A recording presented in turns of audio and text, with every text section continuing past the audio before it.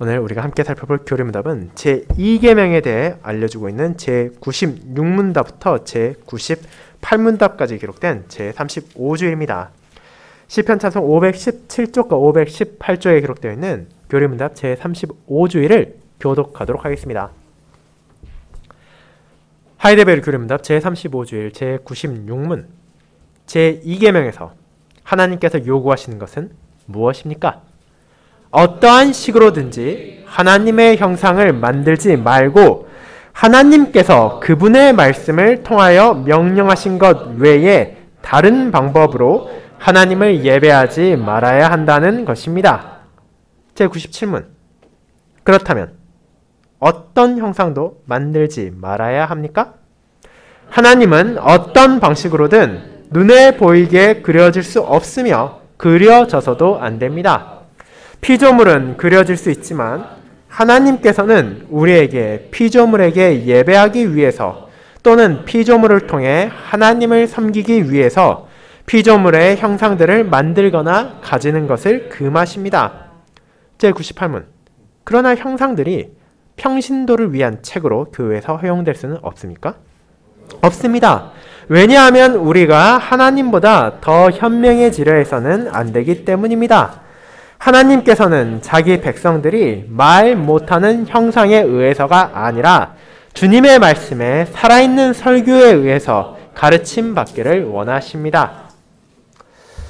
말씀 봉사 후에는 니케아 신경을 통해 우리의 신앙을 고백하는 시편 115편 3절, 4절, 5절을 함께 부르도록 하겠습니다.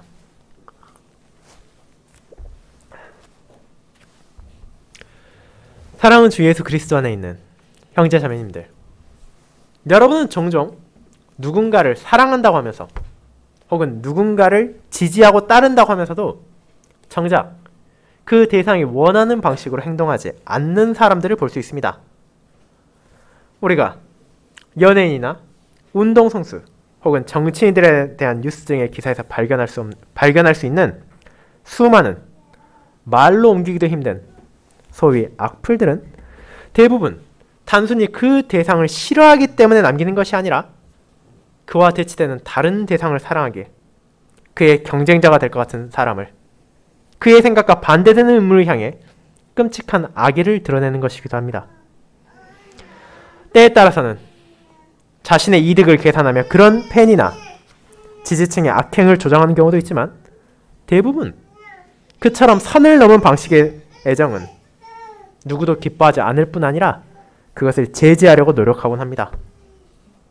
그럼에도 불구하고 내가 좋아한다는 이유로, 내가 사랑한다는 이유로, 내가 지지한다는 이유로 그런 잘못을 굽히지 않고 끊임없이 반복하는 사람들이 지금 이 순간에도 이 땅의 어딘가에선 그들의 악의를 다양한 방식으로 표출하고 있습니다. 결국 그들은 그 대상을 진심으로 사랑하는 것이 아니고 진심으로 존중하는 것이 아니라 그를 사랑하는 자신의 모습을 좋아한다는 것을, 자기 자신의 중심에 있다는 것을 그런 행동을 통해 증거할 뿐입니다. 그렇다면 이제 성도의 예배에 대해 생각해 보도록 합시다.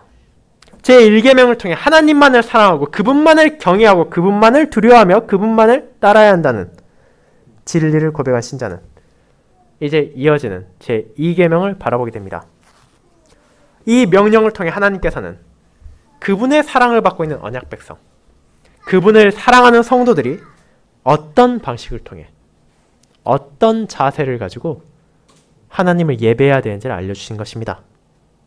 그리고 이것은 예배의 핵심을 관통하는 것입니다. 매주일 우리가 드리는 예배의 중심은 어디에 있습니까? 우리의 온 삶에서 하나님을 높이는 우리의 중심은 어디에 있습니까? 그것이 저와 여러분의 생각에 기준을 두고 있어야 합니까? 그렇지 않으면 하나님께서 그 중심이 되어주십니까? 이를 바르게 이해하지 못한다면 우리의 예배는 바른 기준을 잡지 못하고 흔들리며 방황하게 될 것입니다. 그렇게 오늘 저는 여러분과 제2계명에 대해 다룬 제35주일을 함께 살펴보고자 합니다. 그리고 이를 하나님의 뜻에 따라 드려야 할 성도의 예배라는 제목으로 함께 나눌 것입니다.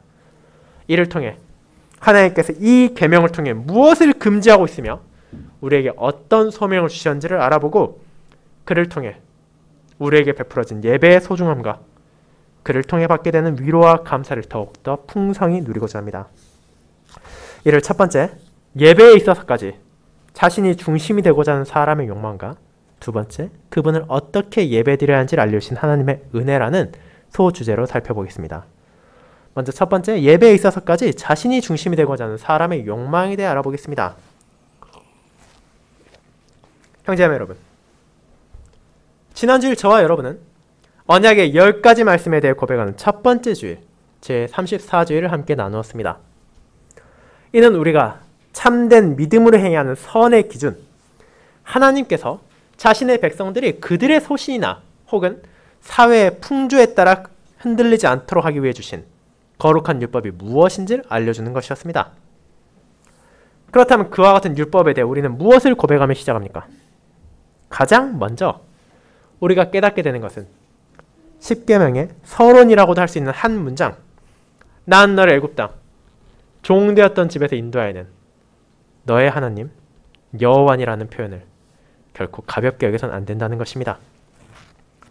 많은 사람들이 이 문장을 언약의 10가지 말씀과는 별개의 것이라 생각하고 제1계명이야말로 10계명의 시작이라 보지만 실제로는 그렇지 않습니다. 이 서론이야말로 거기에서 이어질 모든 계명들이 어떤 성격을 가지고 있는지를 규정하는 중요한 부분이기 때문입니다. 그것을 통해 하나님께서 말하고자 하는 것은 분명합니다.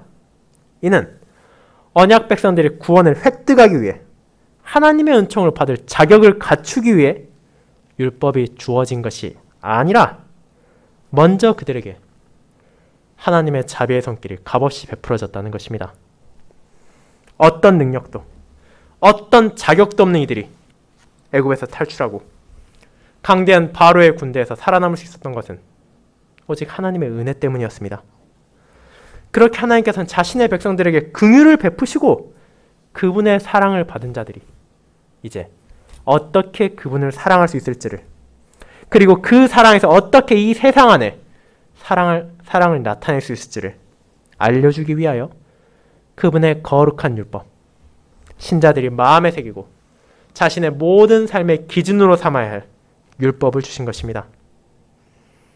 이와 같은 서론 의미를 바르게 이해한다면 우리는 이 10계명, 하나님께서 주신 언약의 10가지 말씀이 나를 얽매고 조아매기 위해 주어진 것이 아니라 오히려 나로 하여금 어떤 길로 나아가야 할지를 인도하고 나를 위해 베풀어진 은혜라는 것을 깨닫게 될 것입니다.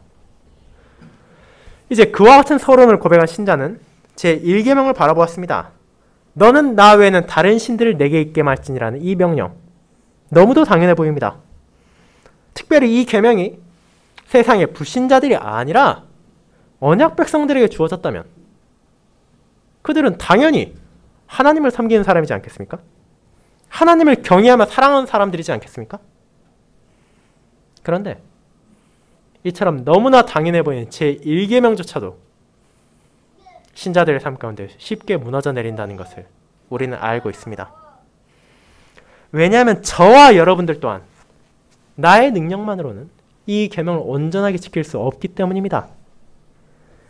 하나님의 자녀라 입으로는 우리는 고백하지만 삶 가운데는 쉽게 다른 수많은 것들에 우리는 눈을 돌리기도 합니다.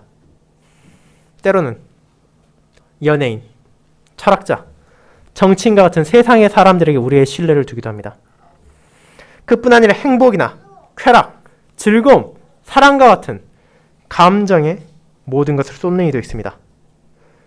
심지어 자본주의, 사회주의, 민주주의, 공산주의와 같은 이념과 체제에 자신의 모든 것을 바치며 헌신하는 사람들로 적지 않습니다.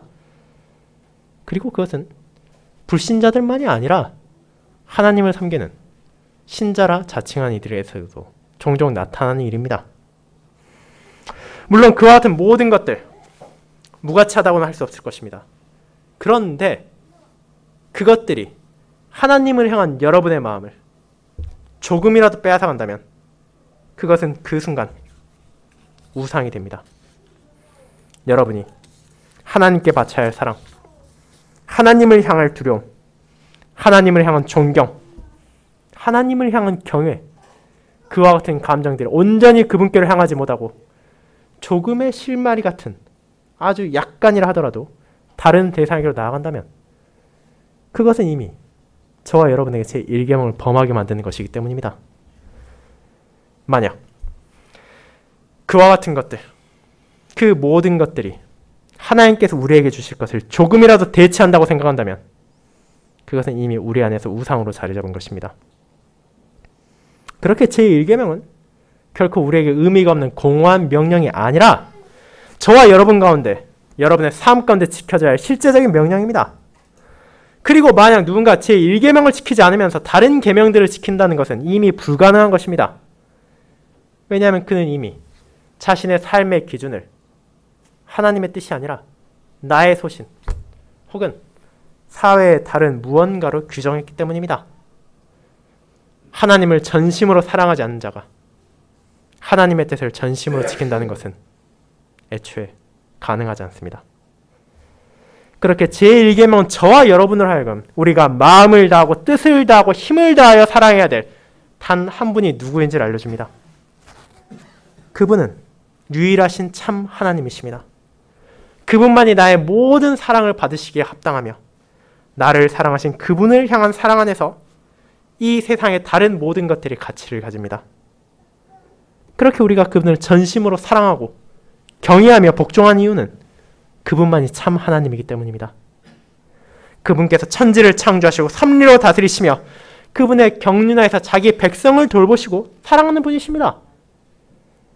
우리는 그분께서 베푸신 말씀을 통해 전해진 진리로 그분의 공의를 깨닫게 되었고 그분의 사랑을 우리의 삶 가운데 경험하고 있습니다.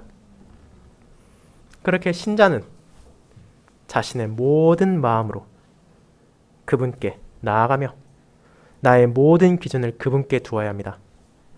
그렇게 제93문답의 마지막 문장은 우리에게 제1계명에 순종하는 신자의 실천적인 삶, 그리고 이후에 이어질 모든 계명들을 따르는 신자의 삶이 어떠해야 하는지에 대해 강력한 권면으로 전합니다. 하나님의 뜻을 거스르는 지극히 작은 일을 행하기보다는 차라리 모든 피조물을 포기해야 한다고 말입니다. 그것이 바로 제1계명을 마음에 새기고 앞으로 이어질 모든 계명에 순종하는 저와 여러분의 삶 가운데 나타나야 될 신자의 모습입니다. 이제 그와 같이 제1계명을 통해 하나님께 전심을 다하라는 명령을 받은 성도는 제2계명을 통해 그렇다면 어떻게 하는 것이 그분께 영광을 돌리는 것이며 내가 전심으로 사랑하는 하나님께 합당한 예배를 드리는 것인지를 살펴보게 됩니다. 왜냐하면 서론에서 말한 것처럼 때로는 누군가를 사랑하면서도 그가 원하지 않는 것을 행하는 사람들이 이 땅에 존재하기 때문입니다. 내가 존경하는 대상이 무엇을 바라는지를 알지 못해서 혹은 그가 무엇을 원하는지 알면서도 고의적으로 무시하며 입으로는 사랑한다 말하면서도 실제 행동은 그가 원하지 않는 것을 하는 사람이 너무나 많습니다. 그리고 우리는 신자하더라도 그런 잘못에서 결코 자유롭지 않다는 것을 다시 한번 보게 됩니다. 왜 그렇습니까? 그것은 멀고 먼 구약 시대로부터 오늘날까지도 그리고 앞으로도 수많은 이들이 하나님을 섬긴다고 말하면서도 그분께서 원하지 않는 방식으로 심지어 그분을 모욕하는 형태로 예배드렸고 예배드리고 있으며 예배드릴 것이기 때문입니다. 그렇게 우리는 왜 그런 잘못들이 끊임없이 반복되어 나타나는지와 그렇다면 어떻게 하는 것이 하나님을 기쁘시게 하는 그분의 뜻에 따른 예배인지를 알아야 할 필요가 있습니다. 그와 같은 예배에 대해 알려준 제2계명 다음과 같습니다. 너를 위하여 새긴 우상을 만들지 말고 또 위로 하늘에 있는 것이나 아래로 땅에 있는 것이나 땅 아래 물속에 있는 것에 아무 형상이든지 만들지 말며 그것들에게 절하지 말며 그것들을 섬기지 말라. 나 여호와 너의 하나님은 질투하는 하나님인즉 나를 미워한 자의 죄를 갚되 아비로부터 아들에게로 3, 4대까지 이르게 하거니와 나를 사랑하고 내 계명을 지키는 자에게는 1000대까지 은혜를 베푸니라. 자, 이 짧지 않은 계명, 제2계명은 우리에게 무엇을 말합니까? 그것은 하나님을 사랑하는 자들에게 너희가 하나님을 사랑한다면 그분의 뜻에 따라 예배드리라고 말하고 있는 것입니다. 그렇다면 이제 반대로 제2계명을 범하는 것이 무엇인지 생각해 보도록 합시다. 여러분이 이 2계명을 단순하게 생각한다면 앞선 제1계명과 동일한 것 아니냐고 느낄 수도 있습니다. 제1계명에서 우상 숭배를 금한 하나님의 명령이 있기에 제2계명 또한 동일한 것이 아닌가라고 생각되기 쉽기 때문입니다. 물론 그것도 완전히 틀린 것은 아닙니다. 하나님께서는 자신의 언약 백성들이 공허한 우상을 숭배하는 것을 결코 원하지 않으시기 때문입니다. 그런데 제2계명은 거기에서 멈추지 않습니다. 이는 하나님을 섬긴다고 말하면서도 그분만이 나의 주님이라고 고백하면서도 그분께서 바라지 않는 방식으로 예배한다면, 그 예배의 중심이 다른 곳에 있다면 그것은 이미 제2계명을 어겼다는 것을 보여주기 때문입니다. 그렇게 제2계명을 범한다는 것은 제1계명과 연관되어 있습니다. 하나님을 사랑한다 말하면서도 그분을 향한 예배의 중심에 하나님이 아니라 다른 무언가가 있다면 그것은 바로 제2계명을 범하는 죄입니다. 이것이 어렵게 느껴집니까? 그렇다면 여러분들 쉽게 이해할 수 있는 실제 사례를 통해 그것을 생각해 보도록 합시다.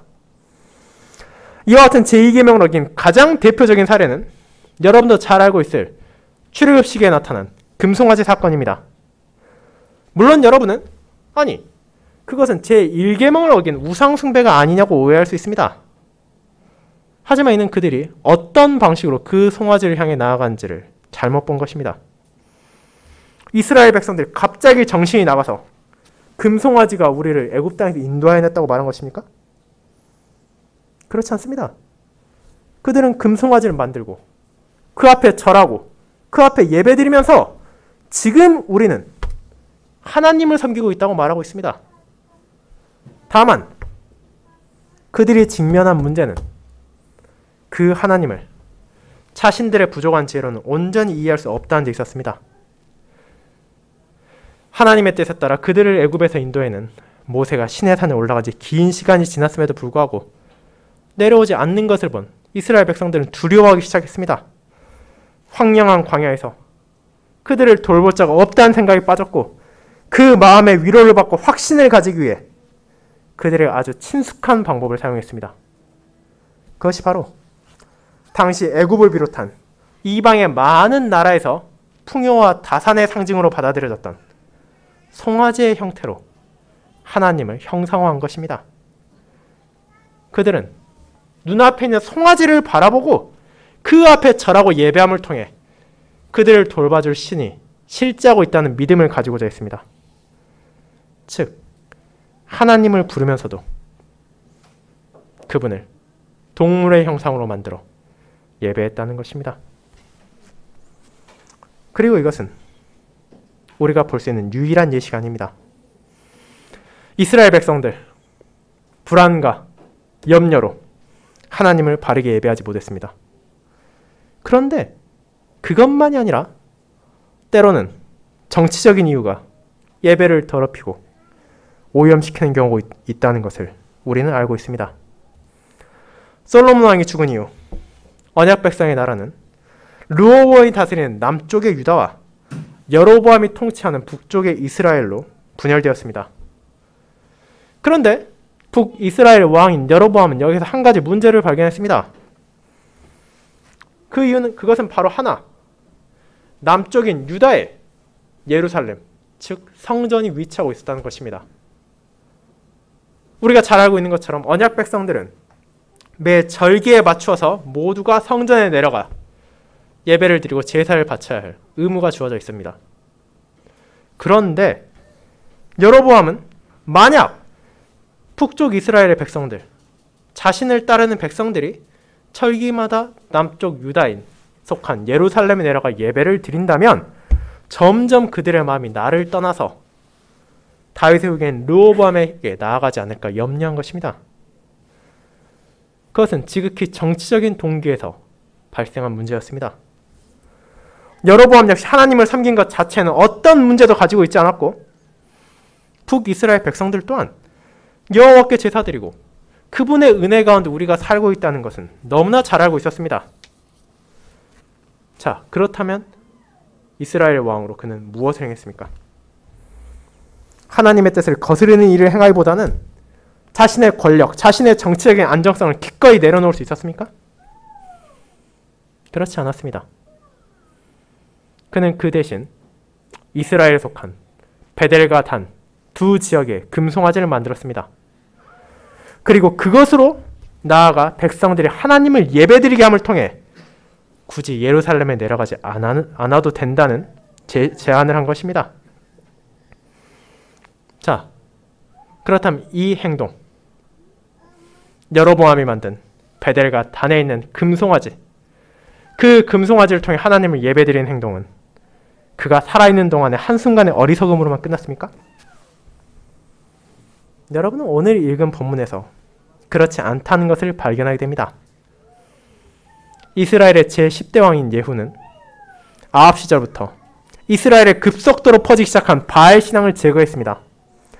그는 바알의 선지자들을 죽였고 바알을 추종하는 자들을 죽였고 바알의 신당을 헐어서 변소로 만들었을 뿐 아니라 바알의 모든 우상들을 가져다가 불태웠습니다. 그렇게 예후는 이스라엘 안에서 바알을 제거했고 하나님께서는 그에 대해서는 잘했다고 칭찬하셨습니다. 그런데 우리는 여기에서 예후가 무언가의 죄에서 자유하지 못했다는 것을 보게 됩니다. 그처럼 열심을 가지고 우상을 제거했던 자, 이방신을 제거했던 자가 포기하지 못한 것은 무엇입니까? 바로 여로보암의 죄, 베델과 단에 있는 금송아지를 섬기게 하는 것까지는 포기하지 않은 것입니다. 그리고 이 죄악, 하나님을 동물의 형상으로 만들어 섬김으로 그분을 모욕하는 잘못은 이후에도 계속됩니다. 여호아스가 그랬고 요아스가 그랬으면 여로보암이 세워 다르지 않습니다. 즉 여로보암으로서 시작된 이 이계명에 대한 죄악이 이스라엘 역사 가운데 끊임없이 나타난 것입니다. 정치적인 이유로 잘못된 예배가 시작되었으나 이것은 이스라엘의 마지막 왕 호세아를 제외한 모든 왕에서 떠나지 않았고 아수르에 멸망당하기까지 그 백성들을 잘못된 길로 인도했습니다. 그들은 송아지에 절하면서도 여전히 그 마음으로는, 그 입으로는 우리가 하나님께 예배드린다고 생각하고 있었고 그런 자신들의 모습을 하나님께서 기뻐하실 것이라고 확신하고 있었습니다. 자, 이와 같은 사례 또한 제2계명을 범하는 하나의 예시에 불과합니다. 여러분은 이 명령을 어길 수 있는 수많은 다른 방법들 또한 어렵지 않게 발견할 수 있습니다. 그것은 교회에 우상을 두는 것만이 아니라 오늘날에도 어떤 우상도 없는 교회에서도 여전히 나타날 수 있습니다. 그것은 예배의 수많은 요소들을 변형시킴으로 발견됩니다. 찬양, 기도, 설교를 비롯한 예배의 모든 것들은 제2계명을 어기는 위험에 노출되어 있습니다. 때로는 찬양이 우리 마음에 들지 않는다는 이유로 현대적인 방식으로 바꿔야 한다는 주장을 듣게 됩니다. 때로는 설교가 너무 고루하다는 이유로 좀 더 세련된 방식으로 선포되어야 한다는 주장도 들을 수 있습니다. 하나님이 말씀하는 특정한 주제들은 오늘날 현실에 맞지 않기 때문에 하나님의 저주, 공의, 순종, 간음, 동성애, 욕망과 같은 것들은 그냥 말하지 말라고 압력을 가하기도 합니다. 그리고 기도 또한 자신들이 지지하는 특정한 세력의 이익을 위해 강구할 것을 요청하기까지 합니다. 그 모든 것들 어디에서 기인한 것입니까? 이는 결국 우리가 드리는 예배의 중심이 어디에 있는지를 망각했기 때문에 나타나는 잘못입니다. 매주일 우리가 드리는 예배는 하나님과 그분의 백성과의 교통입니다. 그분께서 자신의 자녀들을 은혜로 초대하시고 그분의 말씀을 전하시며 성도들의 간구를 들으시고 그분의 복음을 통해 위로와 격려를 전하실 뿐 아니라 그들에게 주어진 소명을 다시 한번 일깨워 주십니다. 그렇게 그 예배의 중심은 나에게 있는 것이 아니라 바로 하나님께 있습니다. 하지만 사람들은 종종 그 사실을 외면하려 합니다.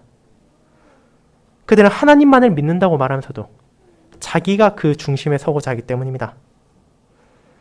그렇게 내가 원하는 방식으로 예배를 드려야 되고 내가 좋아하는 찬송을 불러야 하며 내가 선호하는 주제만을 말해야 하고 나의 필요에 일치하는 기도만을 하는 것이 정말로 좋은 예배, 바른 예배라고 여기기도 합니다. 그렇다면 정말로 그런 사람의 생각에 따라 특정한 사람이 원하는 혹은 누군가가 원하는 방식으로 모든 것을 예배한다면 그것은 누구를 예배하는 것입니까? 그것은 하나님을 예배하는 것입니까? 그렇지 않습니다. 그것은 바로 자기 자신을 예배하는 것입니다.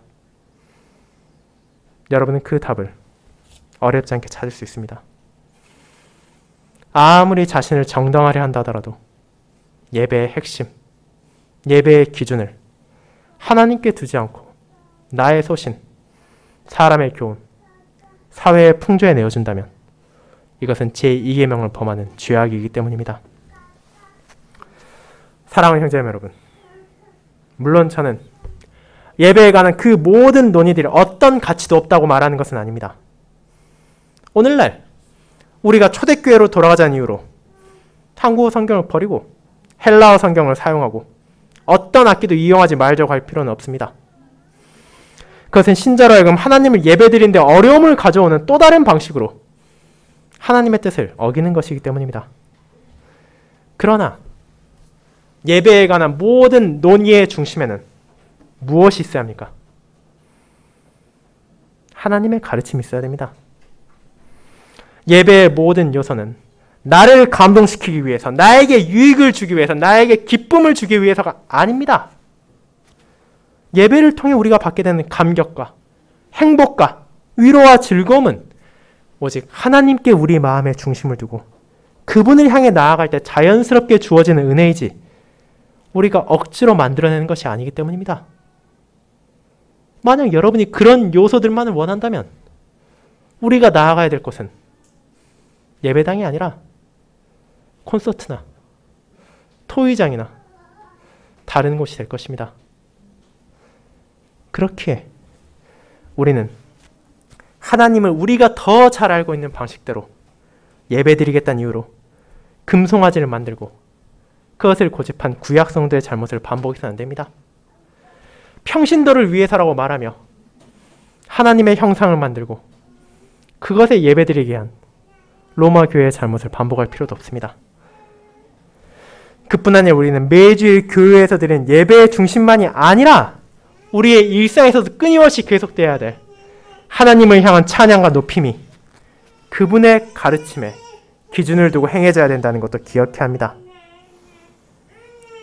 그렇게 하지 않을 때 저와 여러분은 언제라도 제2계명을 범함으로써 내가 전심으로 사랑하고 내가 전심으로 경외한다는 그분을 오히려 모욕하고 슬프게 하며 진노하게 만드는 결과를 마주할 것이기 때문입니다.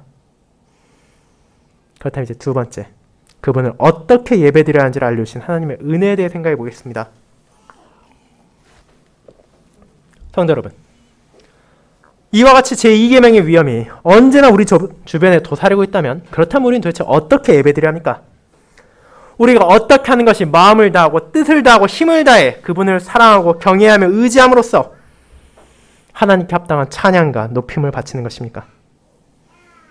그 답을 찾기 위해 우리는 무엇이 금지되었는가에 대한 수많은 목록을 만들어 체크하는 것이 아니라 반대로 어떻게 하는 것이 그분께서 원하시는가에 대해 마음을 쏟아야 할 것입니다.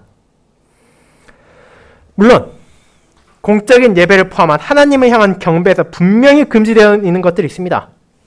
예를 들어 제2계명이 직접적으로 언급하는 것처럼 우리의 이해를 돕겠다는 이유로 하나님을 조각하거나 혹은 다른 어떤 방식을 통해 하나님을 제한함으로써 그것을 통해서 하나님을 예배하고자 하는 것은 분명한 잘못이며 우리가 결코 행해서는 안 될 죄악입니다. 그뿐 아니라 예배를 드리는 데 있어 하나님의 이름을 바르지 못한 방식으로 사용하거나 남용해서도 안 될 것이고 주님께서 우리에게 베푸신 그분의 날에 교회에 출석하지 않는 것도 바람직하지 않은 금지된 것입니다. 그렇게 분명하게 해서는 안 되는 것들이 우리는 제1계명부터 제4계명 안에서 발견할 수 있습니다.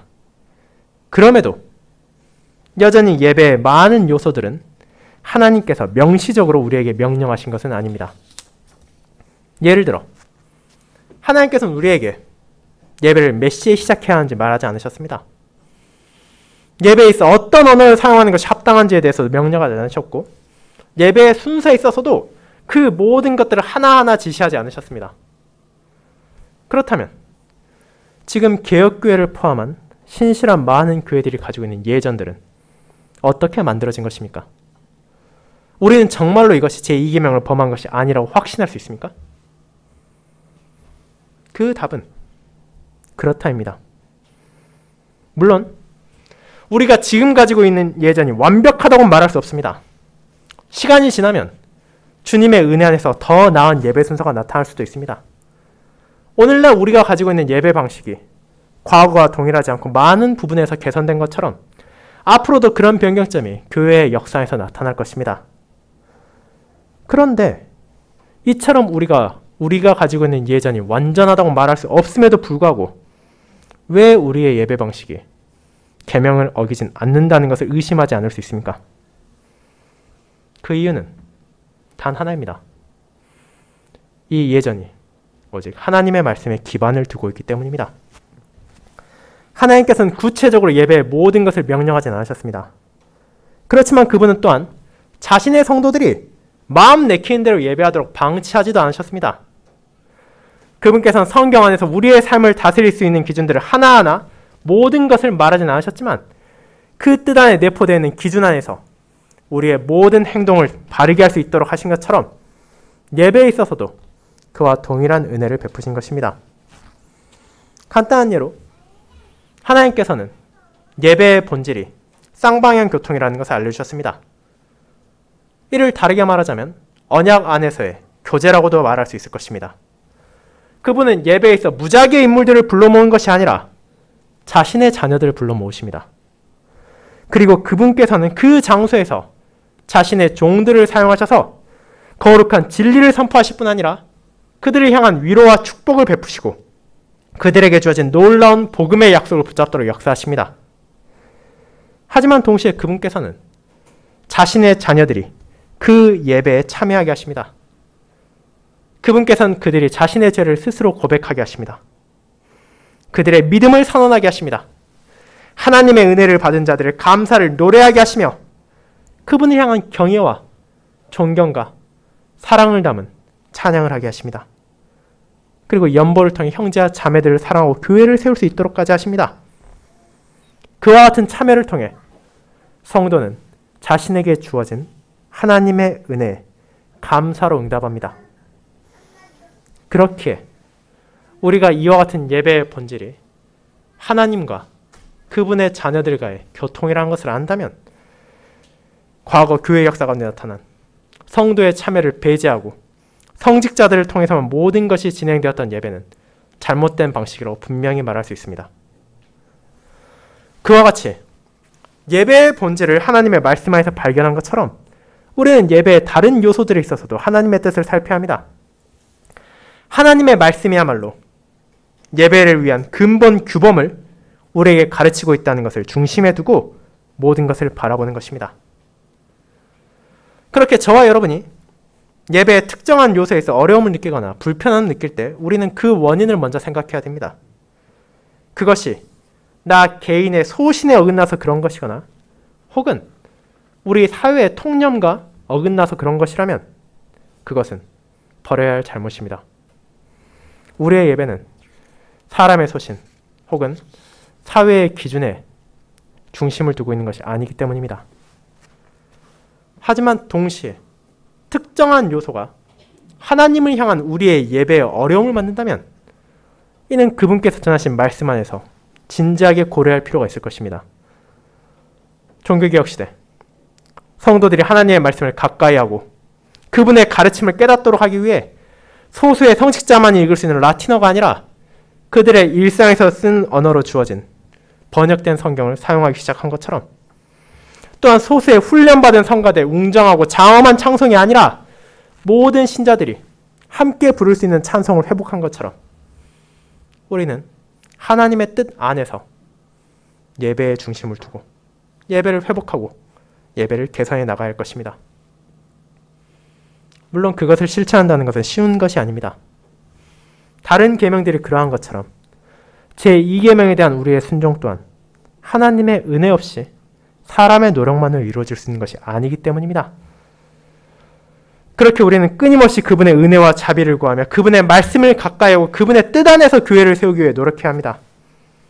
사도 바울을 통해 주님이 말씀하신 것처럼 모든 것은 교회의 덕을 세우기 위해 해야 되고 품위 있게 하고 질서 있게 해야 합니다. 하지만 동시에 나를 진심으로 사랑하시고 내가 전심으로 사랑하는 하나님을 바르게 예배하는 것에 무언가가 방해가 된다면 그것은 어떤 희생을 감수하고서라도 교회 안에서 제거해야 할 것입니다. 이 땅에 오신 예수님께서 그와 같은 예배의 본질을 더럽히던 당대의 종교 지도자들과의 충돌을 피하지 않으시고 성전에서 장사를 하던 이들을 내쫓으신 것은 그것의 실천이 가져올 역경을 잘 보여줍니다. 그분께서 그들과 적당히 타협하고 손을 잡으셨다면 더 많은 지지를 얻고 더 편하게 살 수 있으셨을 것입니다. 그럼에도 주님께서는 아버지를 향한 예배가 더럽혀지는 것, 왜곡되는 것을 결코 용납하지 않으셨습니다. 이스라엘에서 바알을 제거했지만 정치적인 이유로 베델과 단의 금송아지를 용납했던 예후를 비롯했던 이스라엘의 다른 왕들과 다르게 주님께서는 제2계명의 중요성을 자신의 삶을 통해 보여주시고 그것을 실천하심을 통하여 그분을 따르는 자녀들이 주님과 같이 이 계명을 전심으로 지켜나가며 말 못하는 형상이나 자신의 감정이나 이 땅의 상식에 따라 예배드리는 것이 아니라 주님의 말씀에 살아있는 설교에 참된 가르침을 받도록 인도하고 계십니다.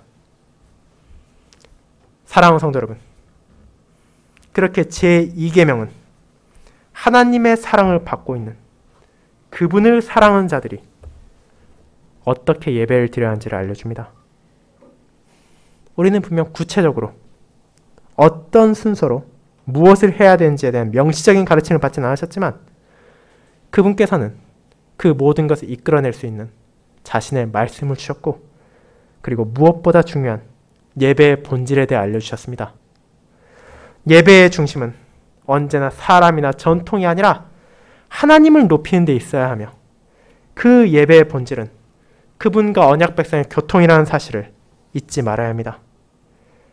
그 중심과 그 본질을 붙잡고 우리는 다시 한번 하나님께 나아갑니다. 그리고 이를 잊지 않는 한 하나님을 사랑하는 마음을 품고 그분께 나아가는 모든 성도들은 그 예배를 통해 자신의 기대를 훨씬 뛰어넘는 풍성한 은혜를 맛보고 경험할 것입니다. 살아있는 말씀을 통해 우리는 세상에 감춰진 진리를 깨닫게 되고 하나님의 사랑을 알게 되며 그분의 공의를 경외하고 그분께서 나를 돌보신다는 위로를 받게 될 뿐 아니라 이런 부족한 나에게 주어진 소명과 그분의 뜻을 자각하게 됩니다. 그렇게 이처럼 소중한 예배를 바르게 드리고 하나님을 함께 찬양하고 높이도록 합시다. 아멘.